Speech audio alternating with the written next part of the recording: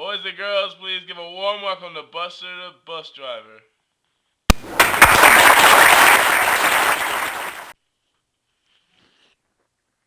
Thank you, thank you very much. Thank you.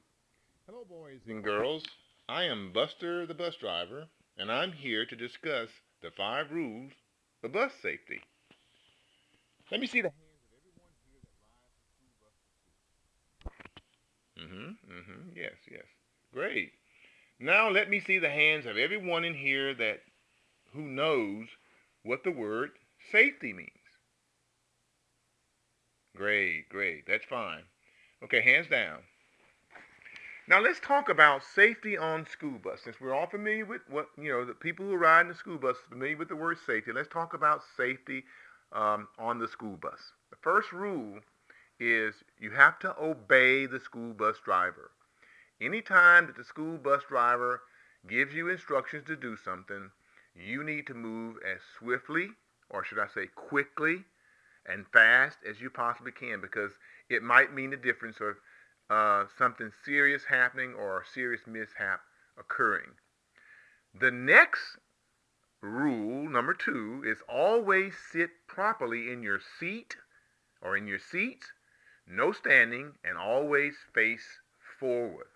The reason for this is that when you're sitting in your seats and you're not standing, then if for some reason the bus driver should have to make a very sudden stop, then if you're standing, of course it might cause you a serious bodily injury, or it might hurt you or injure you.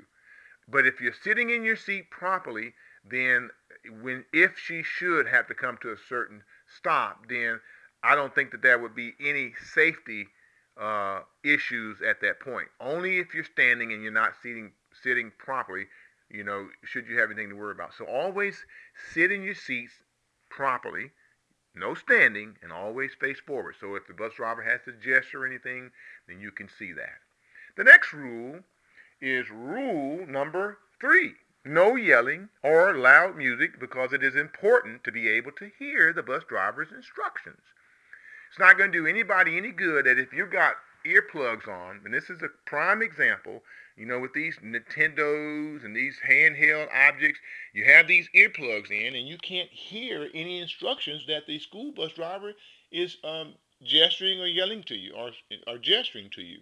You have to be able to have your ears open and keep the noise level down, so that she needs to give you safety instructions or give you some type of command to do something, then you're able to do it. You want to be able to hear if there's a siren or an ambulance or something, or a fire truck approaching you or whatever. You need to be able to hear that. So you need to keep the music down low so you can hear what's going on around you. That's very critical.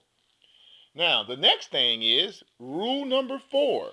And in rule number 4, you do not need to leave your bags in the aisles, because the bus riders might trip on them.